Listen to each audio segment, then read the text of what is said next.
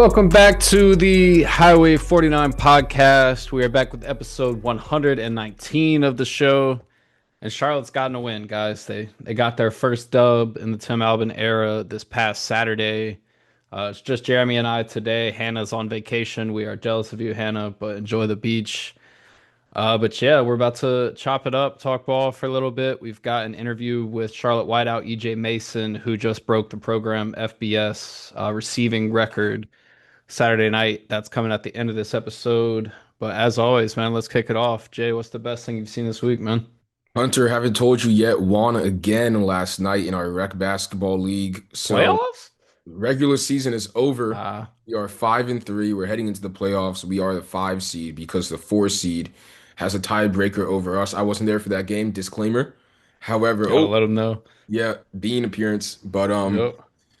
we are on like a 3 or 4 game win streak. We've found our stride. We're playing great defense. We are locking down, and we are also like generating good shots on offense. So it's good to see once a week get some exercise, see some people I grew up with that were on a team together. So that's the best thing. But I do want to say this isn't really a best thing. I want to say RIP to Robert Redford, a movie actor, one of the best actors of the 70s. One of the best actors that we will ever see in this time.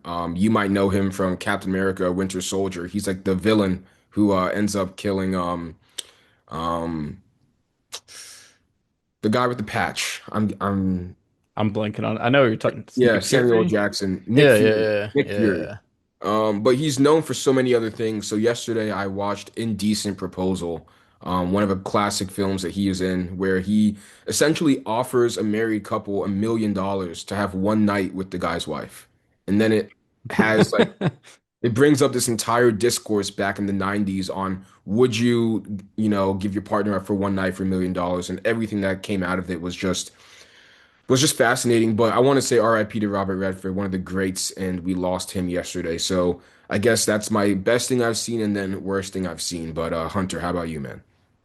Definitely, man. So the funniest thing I've seen, we're just going on all these different ways, is it's Saturday, 5:52.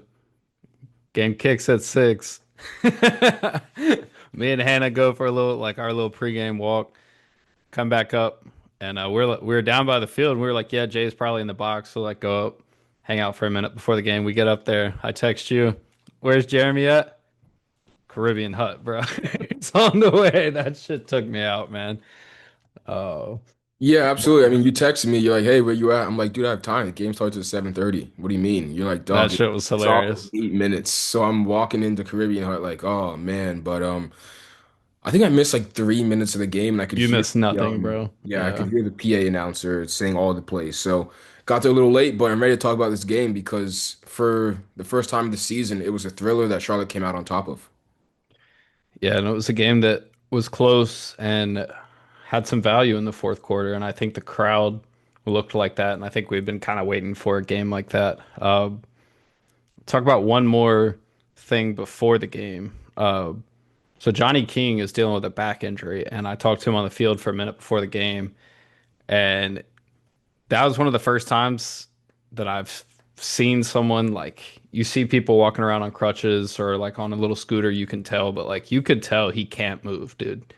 Like I don't expect him to play tomorrow night against Rice. I think it's probably the best for him because they're going into like a break where they have 15 days off before their next game, and that's out South Florida. So I wouldn't expect him to play tonight. Could tell those painkillers were strong. That's the most animated I've ever seen Johnny King. He's normally very serious, very straight line, like, but it was so best of luck to you, Johnny. Get healthy. And one more thing before we dive into this game. So I did a video, let's see, last Saturday actually before the Monmouth game of some all 22 cut ups and talked about the offense for Charlotte.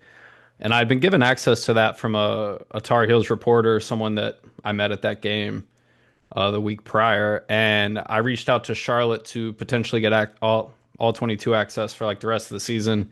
Was told no, so I won't have that type of content for you guys. They said they could give me the TV copy, so I guess anything helps. But those like being able to see every angle and being able to see every 11th on the field is doing like really helps and helps with the breakdowns. So we won't have that for you. But yeah, enjoy that one and hopefully you learned something because it was fun to do. With that, let's hit the Monmouth recap, man. It was a fun game.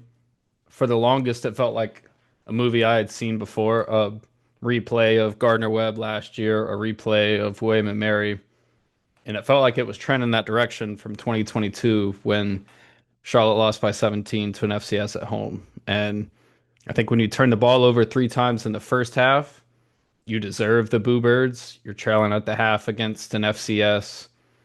You This was the game where you're supposed to take that step, impose your will, and the first 30 minutes did not look like that. Obviously, they get back on track.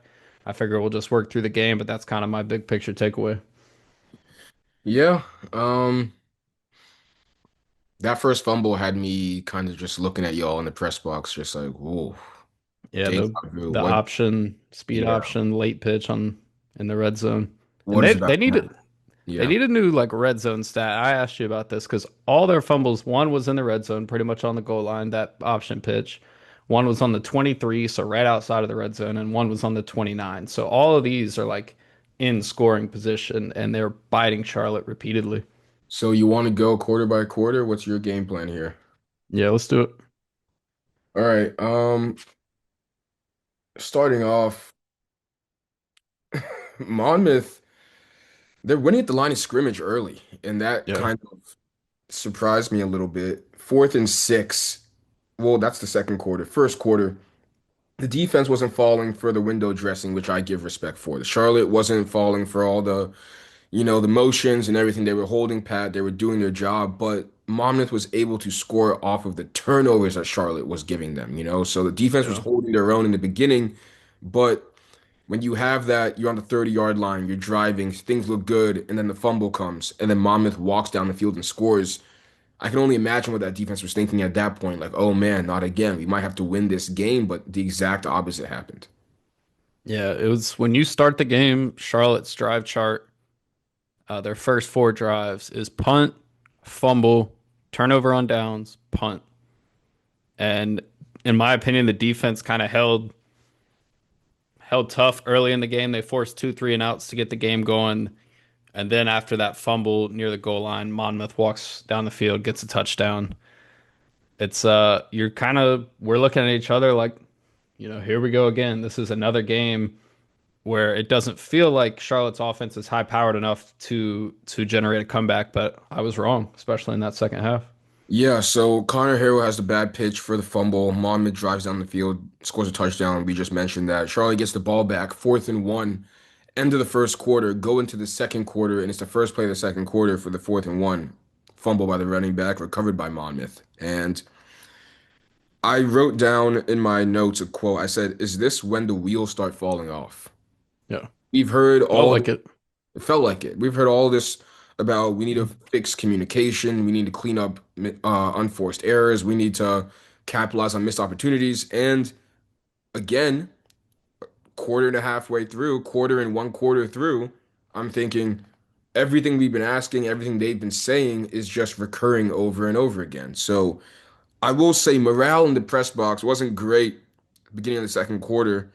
And then, like I said, Monmouth starts to win at the line of scrimmage. But this is when I knew that this team was here to play. 4th and 6, second quarter.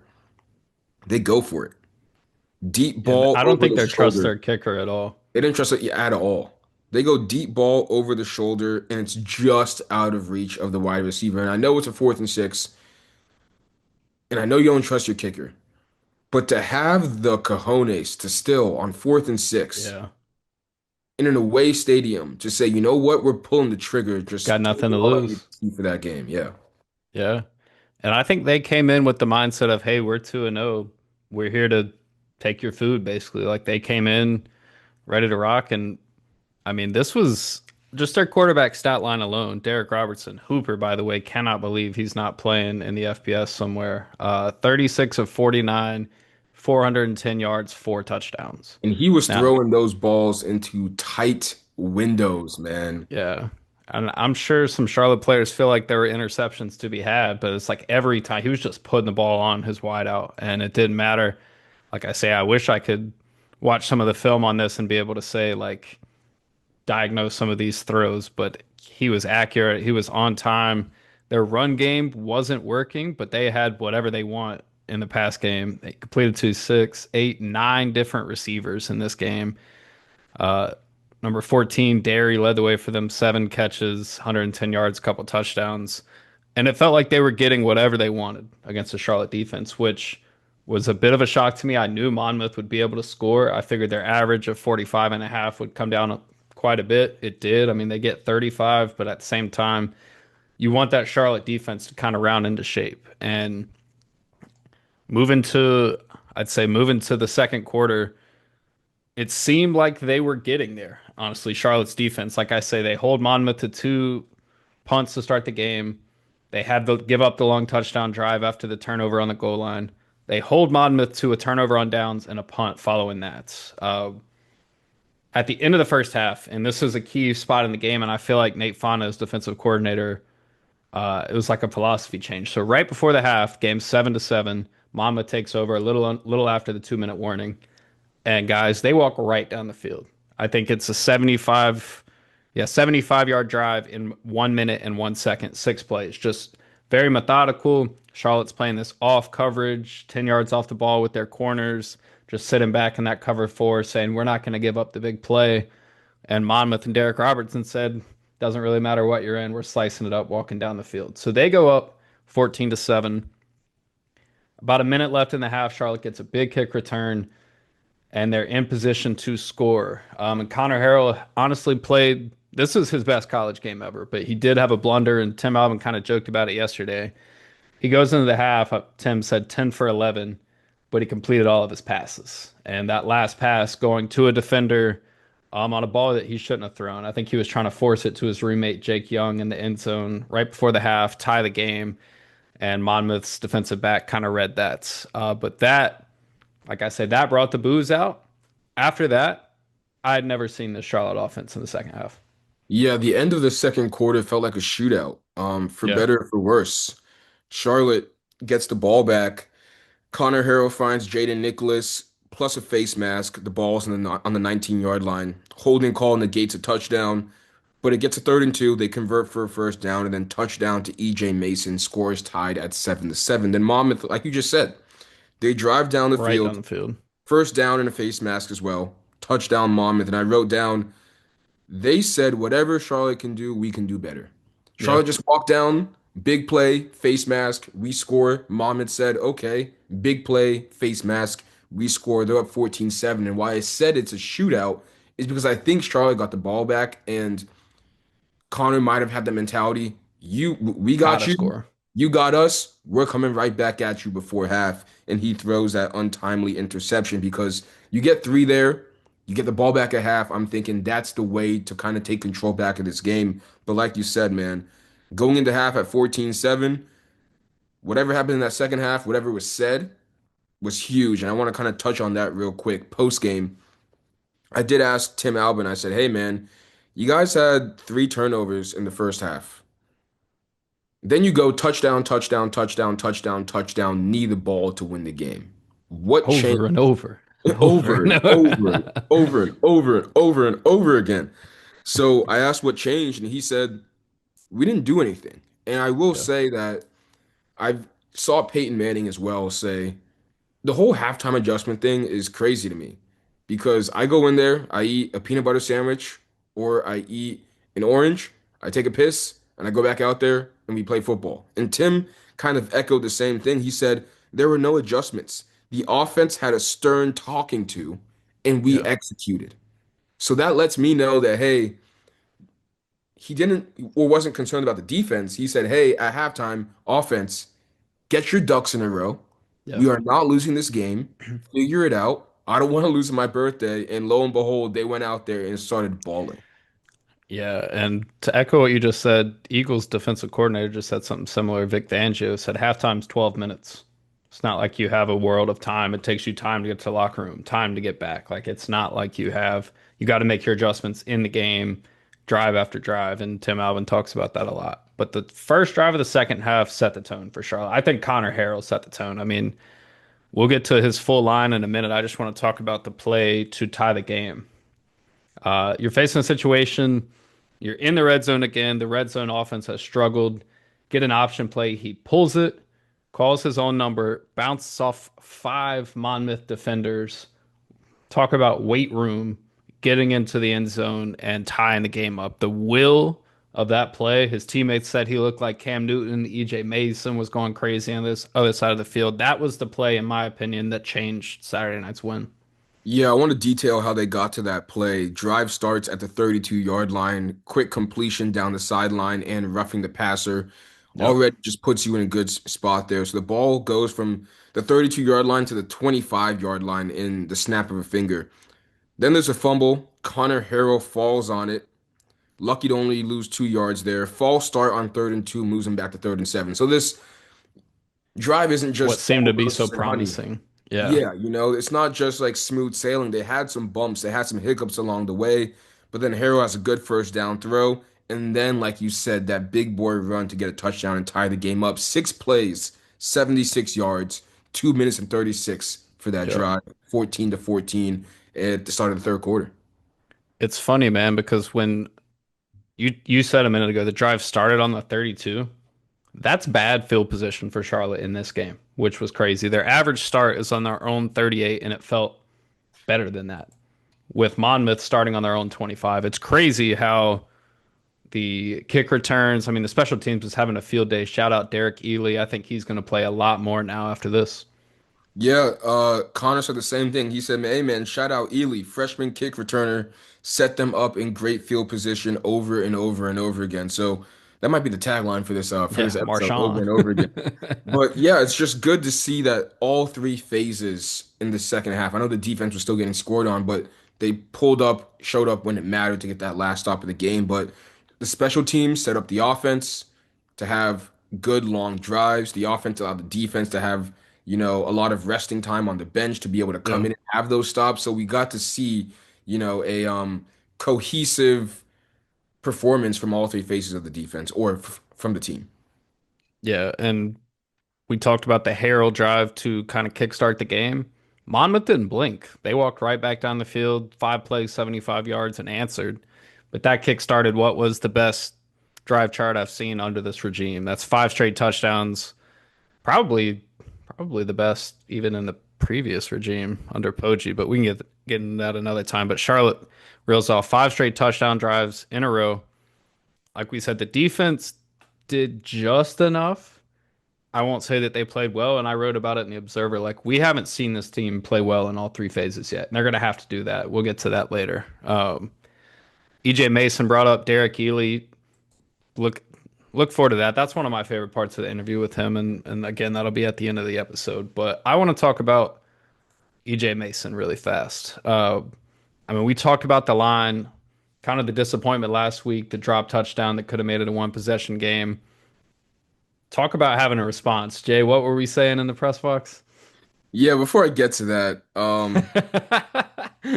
it's tied at 14. Monmouth comes down the field, like you said, 5 plays, 75 yards, 216 drive. They take a 21-14 lead. Charlotte gets the ball back. It's 3rd and 14. Yeah. Connor delivers a throw to EJ Mason, who breaks free for 62-yard completion. Ball is at the 6. And at this point, I looked at y'all and I said, you know what? You know what, EJ, I'm sorry. Hunter, play that clip. Your Honor, I'm sorry, sorry, sorry, sorry. To my mother, I'm sorry, sorry, sorry, sorry. To the victim, I'm sorry, sorry, sorry, sorry, sorry. Because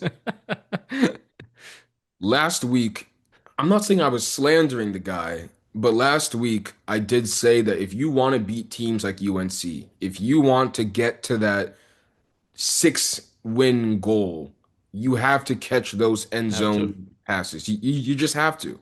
Those are plays that you're gonna wish you had back for the entire week before the next week of gameplay. And I don't know if EJ listens to this. I doubt he does. But EJ, you absolutely shed all those ghosts, all those demons, because he had an incredible game. And Tim in the post game said the same thing. He said, "Hey man, when we have explosive players and plays like that, it gives us a favorable box.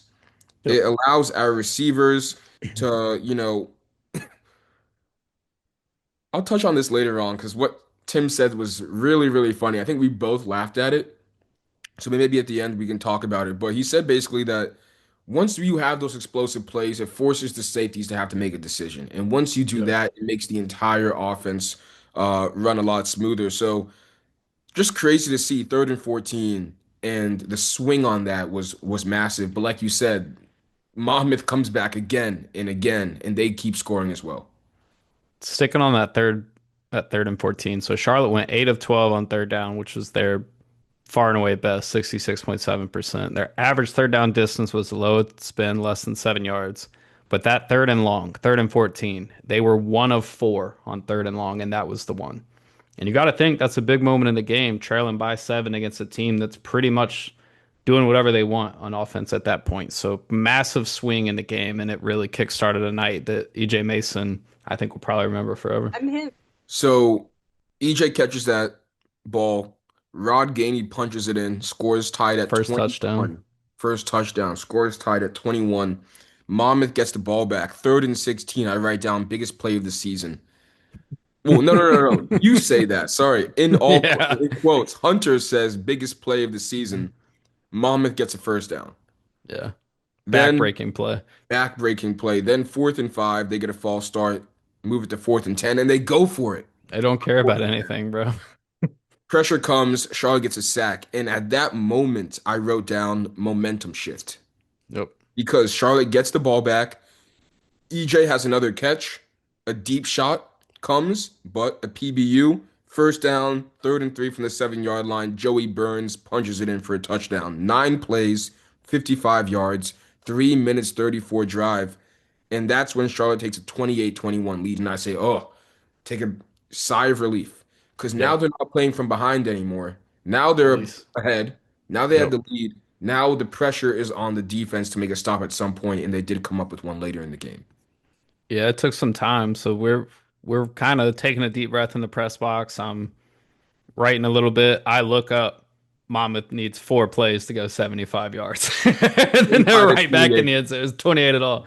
It's like, okay, yeah, this is, I think I tweeted out at that point, like, whoever has the ball last is going to win. It's one of those things where you could tell. So Derek Robinson throws his third of 4 touchdowns of the game. And at this point, we're just kind of sitting there like, here we go.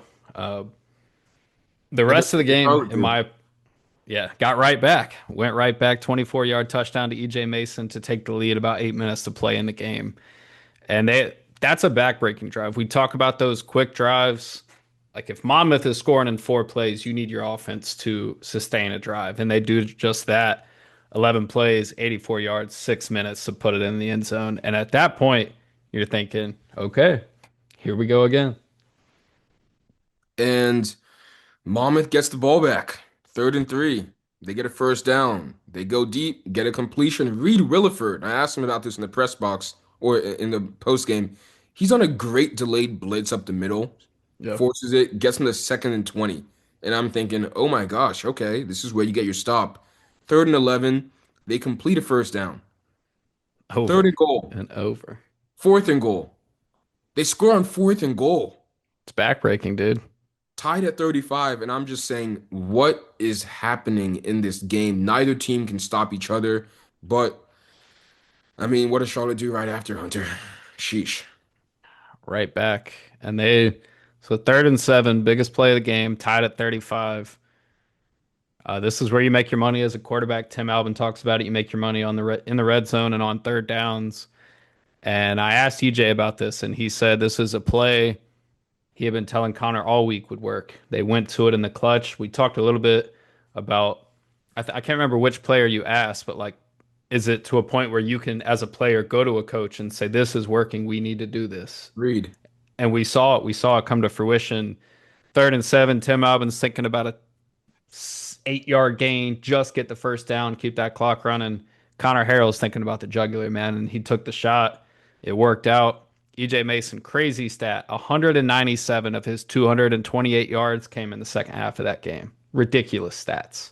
And when you look at, I mean, he had over 100 yards after the catch. So they hit a 55-yard bomb. When as soon as he let it go, I'm thinking I mean, this is everything at this point. If you don't get this, it's 4th and 7, and you're going to punt the ball back to them. 2 minutes left in the tied ball game, and I don't think the defense is holding at that point. You hit the shot, set up, goal to go situation, and it was a interesting scenario, one that Tim Albin said he had never been in before in 37 years of coaching, to where you're trying not to score, force their hand, force them to call their timeouts, and then getting to a point in the same drive where, okay, now we're trying to score. Now we have to score because three isn't going to do it. And I think that could have been Rod Gainey Jr.'s second touchdown of the game. Tim Alvin talked about how Rod had family in town for the game, a lot of people there for him, made the heady decision to not pad his own stats, force Monmouth, the Hawks, to call their final timeout, and you saw how well that worked out for them on that last drive. Yeah. So they take a what, 42-35 lead. I'm gonna throw it right back to you. Talk about that Charlotte defense coming up when they needed to get a stop and close that game out. Yeah, honestly, at that point, I'm thinking we were talking about if Monmouth scores, do they go for two at that point in the game? Because that was the type of game that it was. I mean, in the second half, they're literally just trading touchdowns. The only, I think there was a turnover on downs we talked about from Monmouth in the second half. That's the only kind of sputter we see from their offense. But yeah, we saw you're missing DJ Burgess, one of your best edge players for the season, and we see Curtis Simpson, a North Carolina transfer. He's a redshirt freshman. Step up when it matters most, man. He finished the game with 1.5 sacks, the biggest one of the season, coming on that 3rd and long to really effectively end the game. And there was a super interesting play, and I honestly didn't realize what it was in the moment, but I caught it on the rewatch, and Shea Taylor basically runs into someone on their sideline after the ball sails incomplete. They throw the flag because it was unnecessary. It didn't have to be done. They deem it after the play. So instead of first down on that 4th down situation, and you're in business with basically 9 seconds on the clock, it's Charlotte can kneel the game out and it's over. That was a boneheaded play, and he got bailed out by the timing of it. But that's something again that you can't do in situations like that. One thing that I was laughing at, and I think you were laughing at in the post game too, was Tim said Gus McGee catches a ball and he goes towards Tryon. Yeah, And I just just started running out the laughing. stadium. Yeah, he ran out the stadium. He's going towards Tryon, and I started laughing, and that was really endearing to me because number one, it was his birthday, and number two, you only say that when you're comfortable and acclimated enough to a certain environment. Yeah, Where I can imagine when he was in Ohio, he was saying the same thing for a street in Ohio, yeah, for a road in Ohio. But now that he's in Charlotte, now he's saying Tryon. I don't think he says Tryon, you know, 2 weeks ago. I don't know if he does yeah. that. So you can tell that he's really, immersing himself into the Charlotte culture. But yeah, there's just one thing I saw I kind of laughed at. I was like, oh wait, he's actually using the streets and the roads and Yeah. everything around here too. So you can tell that he's getting comfortable as a head coach as well. Yeah, I want to talk about. So we mentioned Rod Gainey. So Stokes had the fumble early in the game. And Stokes still had a decent game, 7 attempts for 40 yards. But Rod Gainey, I think, probably is going to take first team reps now. And I think he earned that, especially after this week. 15 carries, 74 yards, a touchdown. Like we said, could have been two, averaging right at 5 yards a clip. And he's a very patient runner. And I think we saw a little bit of that in the game Saturday night. And I asked Tim about him, and he said, yeah, unselfish player, good player. We're looking to get him loose Thursday night against Rice. And I think that's the make or break. So Charlotte had rushed for 97 yards across the first two games, 1.65 yards per carry over 2 games. And that is sack totals are included. So do with that what you will. Still not good, regardless. Saturday night, they rushed for 181. And I think we saw, as we talked about, the pass open the run in this game. Connor Harrell was lights out.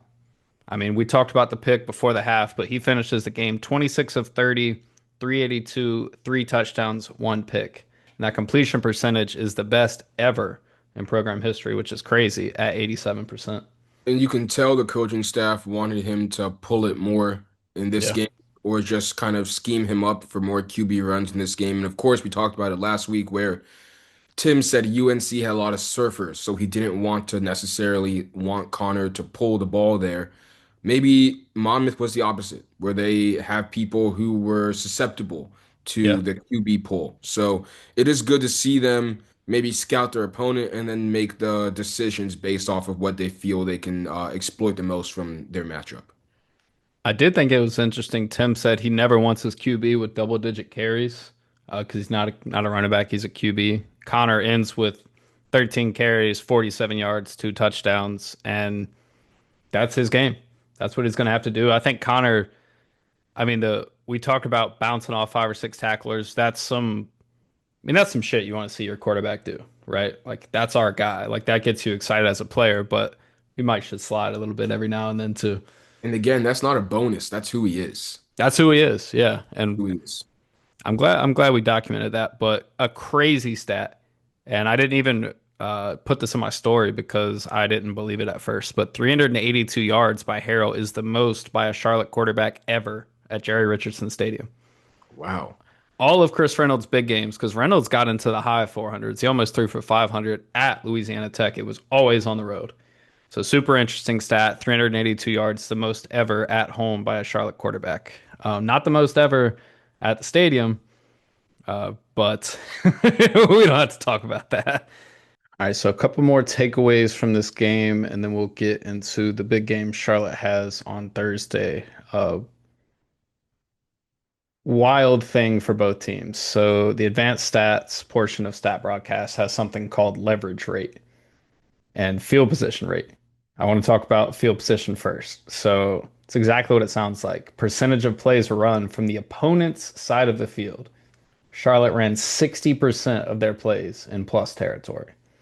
That starts from having great field position. We talked about your average start on the 38. Monmouth's kicker was sending kickoffs out of bounds. When he wasn't, Derek Keeley was breaking big returns. Charlotte got it going with that. The other side, Monmouth, 49%. So half of their plays were in Charlotte's territory. And I think that's something the defense is going to have to clean up. Early in the season, first quarter against App State, we're thinking the defense is a strength. Whole game against North Carolina, outside of that first drive, we're thinking, okay, the defense is doing good, doing its job. But then they get sliced and diced by a spread offense. And they're not going to see something like that Thursday night against Rice. But their first road game of the season at South Florida, that's all it's going to be. They're going to spread the field receivers as far as you can get out, and Byron Brown with the ability to scramble and also sling the rock. The biggest thing that Charlotte has to clean up, penalties, man. I mean, you win the game, 11 penalties, 103 yards. I mean, you gave up a football field of penalties on that game, and that's not including yards negated because if Rod Gainey had a touchdown negated, taken off the board, holding penalty on number 74 on the offensive line. That's something that they have to clean up. You expect them to. Tim Albin talked about it yesterday. Like, that's his biggest frustration right now, and that's you'll hear from EJ Mason in a little bit. That's what makes Todd Fitch tick. Is five penalties on first down again in this game. Yeah, it's one of those things where they won the game, so we have good things to say, but this easily could have went the other way, and we're sitting here having another Yeah. conversation about what went wrong, where does this team go from here. So of course, like the win does mask and disguise some of the or overshadow some of the faults, but yeah, going into this Rice week, you have a chance to be 500, first conference game. You got to take advantage of it. Yeah. And quick injury update really fast before this game. So Sean Brown didn't practice last week, played four snaps in the game, didn't have any catches, didn't have any targets. Was open on a fourth down play. Harrell hits Joey Burns. They pick up the first down. Joey Burns as a receiver was not the card I expected Todd Fitch to pull, but got his first touchdown. That's working out. So Charlotte played without Henry Rutledge again. Justin Olson, wideout, undisclosed injury there. Not sure what's going on. Jaden McGowan's out for the season with the lower body injury. Adam Hopkins dressed out, didn't play. I expect him to probably play Thursday night. Wideout Adam Hopkins. The defense, they're missing DJ Burgess, but they did get Jalen Johnson back. Some of the snap counts on defense were crazy. It looks like Shea Taylor played every single snap on defense, 70 snaps. The next highest is 47. That's Reed Williford. So a bit of a shock there. I'm not surprised Shea is playing all the time. It is interesting not to see Jaquarius Conley up there, and he's only playing 47 snaps. So they're kind of two platooning that secondary, and I feel like we've talked about that in the press box. Interesting how all that works. That may be something where you're on a short week and you're trying to get some of your guys reps, but at the same time, game like that, you got to win. That's a must-have. I think with that, man, let's go ahead and talk Rice football. What you got?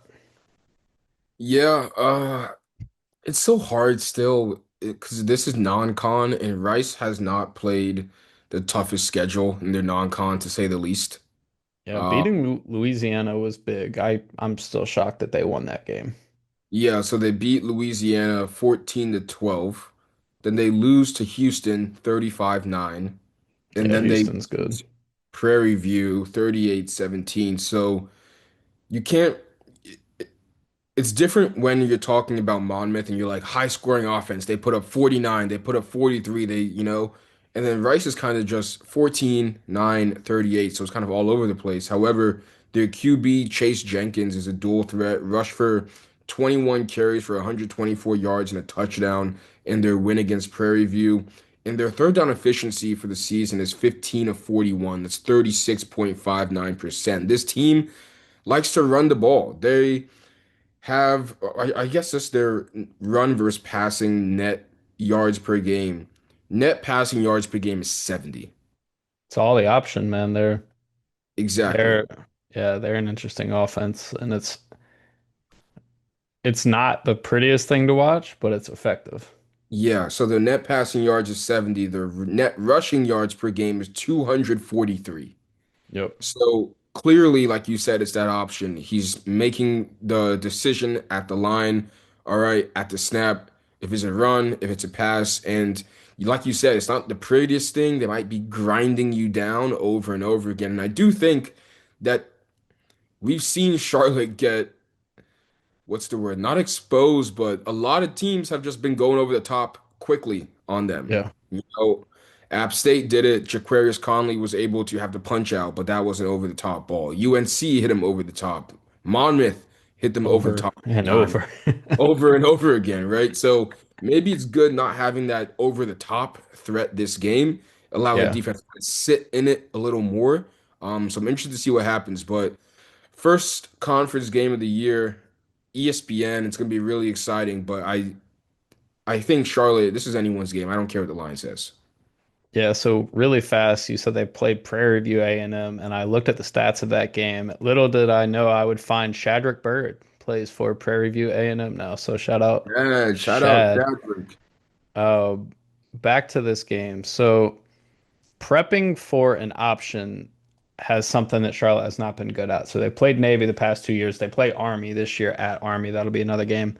But for the Navy game, both under Poggi, both with Ryan Osborne as DC, they had a week off to prep.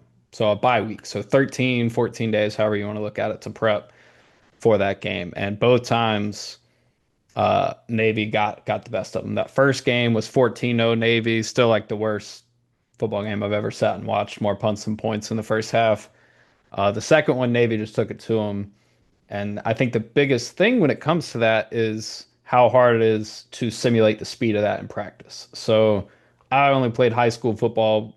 Our rival, Hickory Ridge, all they did was run the option when I was in school. So you're excited to play Ridge because that was your rival, but you knew it was going to suck because practicing for an option is tough on the defense because you have to tackle everybody. You have to assume everyone has the ball. So there's not plays that you get off. There's not like, oh, he got wrapped up. Like, no, if you have quarterback, you got to tackle quarterback or running back or pitch or whatever it may be, dive, pitch, whatever. So simulating the speed is really hard. So I asked Tim Albin yesterday who was simulating Jenkins, their quarterback number 4. And it caught me off guard, but he said it's Nate Fanes is simulating that. And so I asked Dwight Boodle in the presser, like, what is that like, basically? Because as a corner, you still have some run responsibility. It's not as direct as maybe a safety or a linebacker or a D tackle playing with this option, but like you still have to know where the ball is, keep your eye on it. And he said it's kind of funny seeing Nate Faunus out there, but he's a former quarterback, so he understands the intricacies of it. I think the first play of the game, a very common theme in both the Charlotte Navy games is Navy's first drive is always big because it takes a second for Charlotte to figure out because no matter what you do, you can't simulate the speed. Like this is what Rice does every day at practice, especially on a short week. Charlotte plays Thursday, turn around instead of having that week off like they have in the past. It's actually accelerated. Tim Albin said yesterday, which was Tuesday, we're recording this Wednesday. He said it already feels like Thursday in his mind because they play in 2 days. And I'll be really interested to see how they contain it because that play action always bites you. As a linebacker, you're coming downhill, you know your role, you know your responsibility. It's easy to get eager, and as soon as you reach your hand in the cookie jar, that quarterback's going to pull it and throw it right where you should be. So there'll probably be some of these back-breaking plays. I think this is a lower scoring game, but if Charlotte's defense is going to show up, this is the spot, man. Yeah, I wish I had more to talk about for the Rice preview, but I really don't. It's just these are those games, man. I've said it again. I've said it over and over again, and it's just you're 1-2, chance to go, 500. Schedule isn't a cakewalk, so you Yeah. need these types of games in order to have any chance at reaching that goal of six. And based on what we saw last week, there are a lot of things to be encouraged about. I think that if you can go back at home and prove to Niner Nation that, hey, we're not just beating an FCS school on our home, we're also beating an in-conference opponent. I think it does wonders for not only Tim and the program, but for the fan base as well. So, lines at 3.5. Rice is Yeah. favored. I think Charlotte has a good chance as anyone to win this game, and I'm really excited to see what they can do and hopefully scheme up against the option. Yeah, so their defense looks like a 4-2-5. Rice's defense. It's not anything, I guess, special on that side of the ball. Charlotte's got to take advantage though, and I think that they're figuring out, okay, we've got EJ Mason, who is a reliable target. We've got Javen Nicholas, who flashed a lot in that North Carolina game. And then still Sean Brown, who, assuming practice throughout the week, if he's going to play in that game Saturday, assume he will play Thursday night. If that's the case, I think your receiving core is all right. Like you'll Yeah. have some guys when they figure out that Sean Brown is playable and continue to do that. We'll see what happens with Henry. I think Rod Gainey took a step up. Um, Without Johnny King, they've got Dallas Shirley snapping right now, and apparently Saturday night was his first in-game snap reps, and Connor Harrell said he did great. He was really proud of that depth. So I assume that's the same kind of front five we'll see Saturday or Thursday night. Yeah, I know you said Connor threw for the most yards for a Charlotte QB at home. I said this about EJ Mason when you had that play you got to catch against UNC. I'll say about Connor Harrell right now, you can't have that fumble. You can't have that bad pitch. Yeah, For the running back, you can't fumble it on 4th and 1 or 3rd and 1. Um, Teams that have the option grind you down. And if you yeah, give them the ball, they will make you sit on the sideline for 8 minutes and watch them methodically yeah, bust your butt. First down yeah. after first down, first down after first down. Third So, and two, pick up. Third and three, exactly. pick up. Sticks moving. Yeah, So, making sure that you secure the ball and not turn it over is going to be massive because with Monmouth, you turn it over, they score in 4 plays, you get the ball back, you can redeem yourself. With a yeah. team like Rice, you turn it over, you might not see it for the rest of the quarter It's with gonna how be the a minute. defense Yeah, plays. Exactly. So yeah. and so there are a lot of familiar faces coming back to Charlotte for this game. The first being Scott Abel, Davidson's longtime head football coach, now Rice head coach. So he made like their spread option offense. Like that's like his baby, right? And that's we're seeing it work pretty well early. I said they had a good win over Louisiana. Houston's just a really good team, took it to them in that game.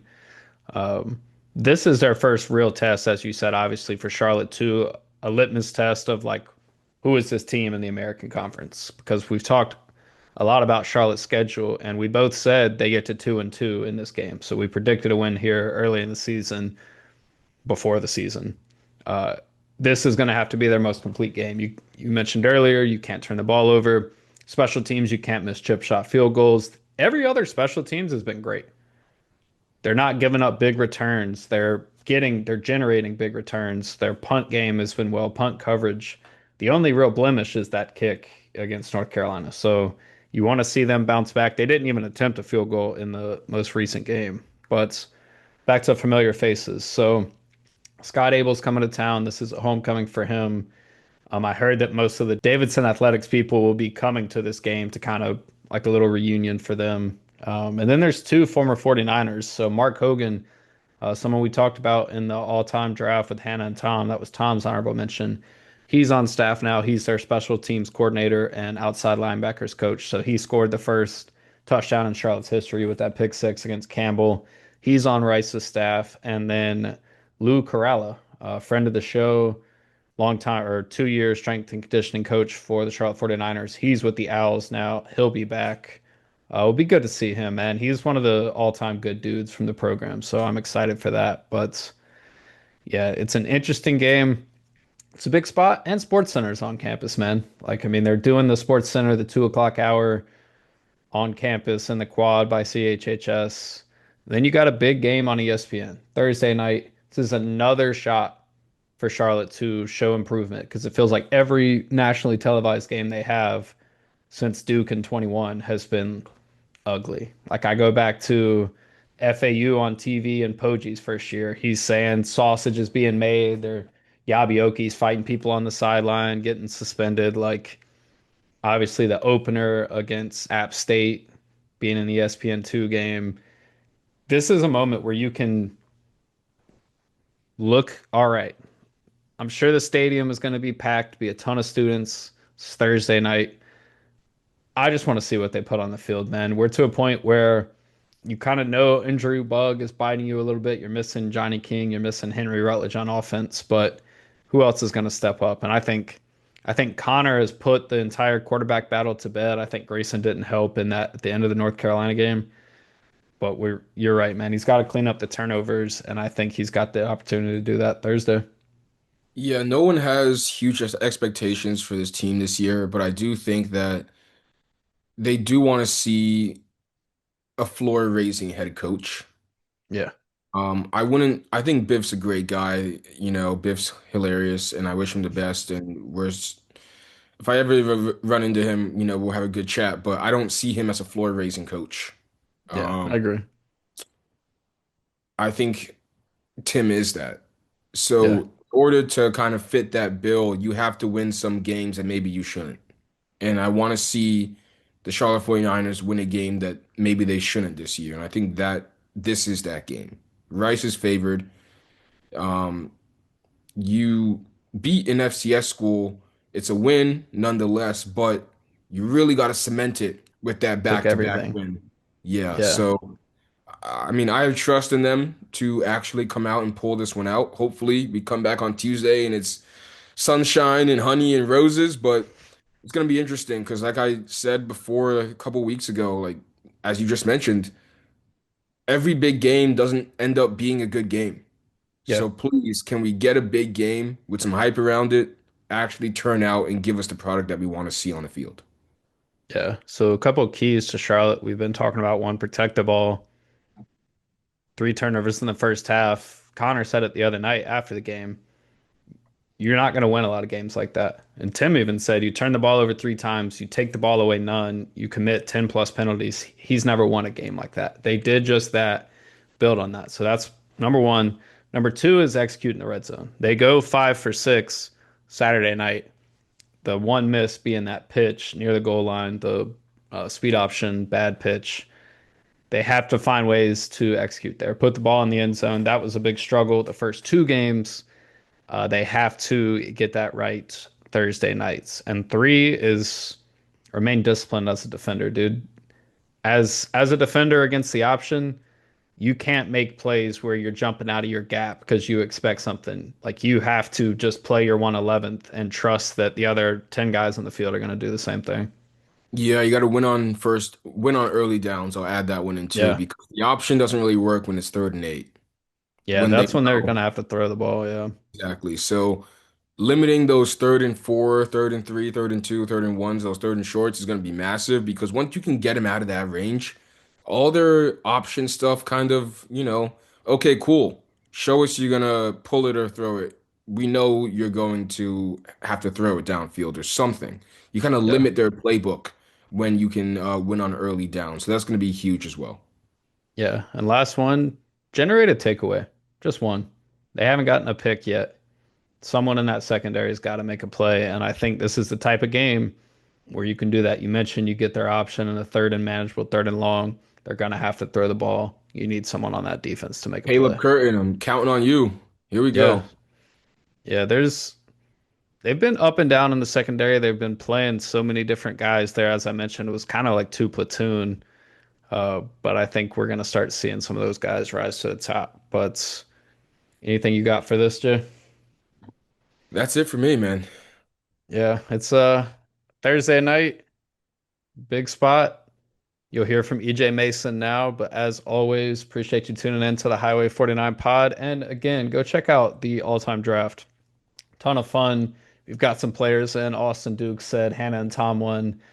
They definitely won on the staff. We screwed up by letting them get first pick on all staff, but regardless, great time. Definitely go check that out. So appreciate y'all tuning in. Enjoy this conversation with EJ Mason, and we'll be back soon. EJ, man, appreciate you taking the time to come on the show, man. And no problem. Appreciate you for having me. Yes, sir. It's coming off probably was that the biggest game ever for you, even dating back to high school days? I think so. Yeah, yeah, Yeah. for sure. 10 targets, Yeah. As 10 far as stats, catches. yeah. As far as stats, I think that's probably my best game ever. Yeah.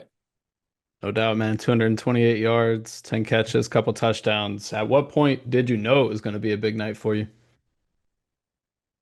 To be honest, I didn't know it was gonna be a big night for me. I was just, once the just seeing the calls coming in from the sideline, I was just, trying to make sure I did my job to the best of my ability, and the ball came my way a lot because I was just doing my job, I guess. But none of that would have been possible if it weren't for the other 10 guys. Everybody else doing their job as well. Definitely, man. And I was looking at kind of some of the splits from your three games this year. And what is this? 251 of your 284 yards are in the second half of game. That's where you make your money. Does it All right. feel second half? Obviously, a ton came in this game, but how did it feel, I guess, getting it going like that and coming through in such big moments? Well, I know my receiver coach Paul Turner. I got his name. But Coach Turner, he always preached like just make the play when your number is called. So eh, really, every time my number was called, whether it be the first quarter, second quarter, third quarter, I just got to make the play. Definitely, man. And one last question about the last game. That last third and seven, he hit you for the 55-yard pass to set up the score. Mhm. Tim Albin was talking about being a little nervous when he saw that ball go up in the air, just knowing he was thinking get a first down, get out of there. Did you know the ball? Did you know beforehand the ball was coming your way on that play? Well, I was telling, it's crazy. Yeah, I was telling Connor really all week to just look at that ball because I know like in practice I was getting open a lot, and especially on that particular play I was getting open a lot. So I just kept him to look at it, look at it. He said, "I got you." I never and we ran the play a couple times in that game, Yeah, and like it didn't come to me. But like I said, I just my number was called. I ran the play. I got open. Hey, then I mean we converted. We converted on a big third down in the game. That kind of sealed the game for us because we ended up scoring like a couple plays later.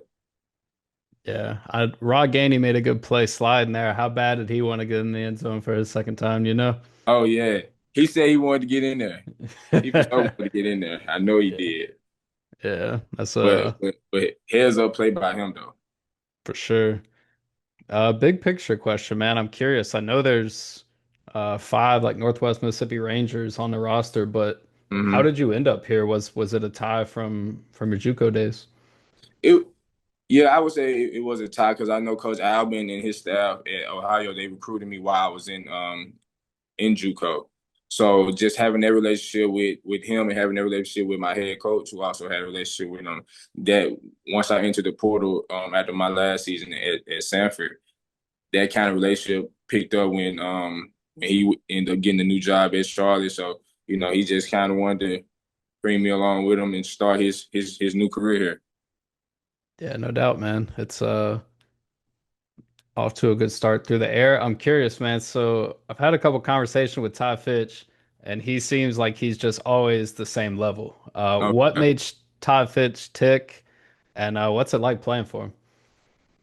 I say one thing that gets him riled up for sure in practice is when we not executing and when we like you seen in the first couple games that we used to hit ourselves with pre-snap penalties and a lot of little things like that, us not paying attention to the details in practice, that'll really get him fired up. But I love playing with Coach Fitz, especially with the experience he's had, especially with the like him just coming from LSU. So I know LSU had some top guys get drafted within the last couple of years at receiver. So it's a blessing being able to play with him because he's seen what it takes to get to the level that I'm trying to get to. Definitely, man. And I had asked you before this call if this was your last year. You told me yeah. So I'm curious. Are the when you look at the receiver room, obviously it's like a mix of guys, right? A couple returners from last year, a ton of new guys. But talk about maybe one or two of the young guys in the room that you see could potentially grow into studs for this Charlotte program or any program. One it's really all of them can make plays, but I think one that stands out to me is Eric Ely.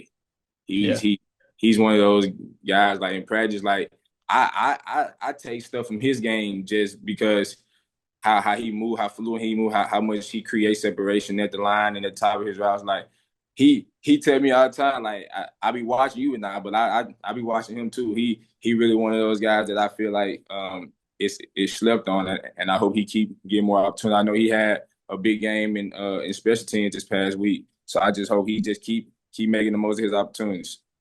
Yeah, it was cool seeing both you and Connor's faces light up in the post game when I think Jeremy brought up special teams. Yeah, I thought he was gonna house that one, man. He'll break one for Yeah. sure. Oh yeah. He gonna get him one for sure. Definitely, man. So you're coming from Mississippi. I'm curious, man. When I think Mississippi, I think like big guys in the trenches, like Fletcher Cox type O Mm-hmm. lineman. But there are a lot of receivers that come out of Mississippi too, man. Who are some of your favorites? My favorite coming out of Mississippi, of course, you got to go to the ones everybody know, AJ, and DK. Um, I say another receiver, Malik Heath. Yeah, He he played for Green Bay. He was nice. Like he was one of the ones. It's because me and him from the same city, so he was one of the ones that when he was in high school, he was one of the guys that I looked up to. Um, we got a lot of dudes that was some dogs coming out of Mississippi. A lot of receivers. I know I got another former teammate of mine is in ET Sheffield, played receiver at Rutgers. He a dog. Like you know what I'm saying. So it's really Mississippi really breed a lot of great athletes. So yeah, no doubt. Back to this week, man. Obviously, big game Thursday night. SportsCenter's on campus, primetime ESPN game. How excited are you for that, man? I'm excited. I'm excited because it's just another opportunity that I could play football and then not have to, rather than going against your own teammates, it's just another opportunity that I can get to go against another team, another opponent. But I'm just excited for the challenge. I look forward to every challenge. I feel like we are prepared for this week. I feel like we have a great game plan going into the week. So I'm excited. Gotcha, man. A couple more questions. So Dwight Boodle, we got to talk to him today at media, and he said the Stadium Pulse, some college football video game talk. Stadium Pulse was rocking at the end of Saturday night's game. What was that like? What's your take on that? Obviously, it was a good environment. It was man the energy that the crowd brings is great. I obviously never played in nothing like it before, coming from smaller schools, but just being here, especially the first home game, the energy was great. The energy is always great. So as long as we keep handling our business on the field, it's only gonna get better. Definitely, man. And last one for you, pregame, man. What are you listening to? What gets EJ Mason ready to play? I'm listening to uh I'm listening to a lot of people. I'm listening to Ken Carson. I'm listening to Lil Yachty. Listening to IK Steezy. Um, is another rapper out of Atlanta called Blows. So I'm really I really got a lot of people in my playlist. It really just like whatever I'm feeling in that particular moment, or whatever song is just going in my head. Because I really just like to replay the same songs over and over again. Yeah. So it's really just like whatever's in rotation for that day. No, I'm the same way, dude. As soon as I find a new song I like, I play the shit out of it, and I'm like, man, Nah, for I real. gotta find another one. Absolutely, man. Well, appreciate you taking the time to do this, and best of luck Thursday, man. We'll catch up with you Man, soon. I appreciate you for having me. Yes, sir.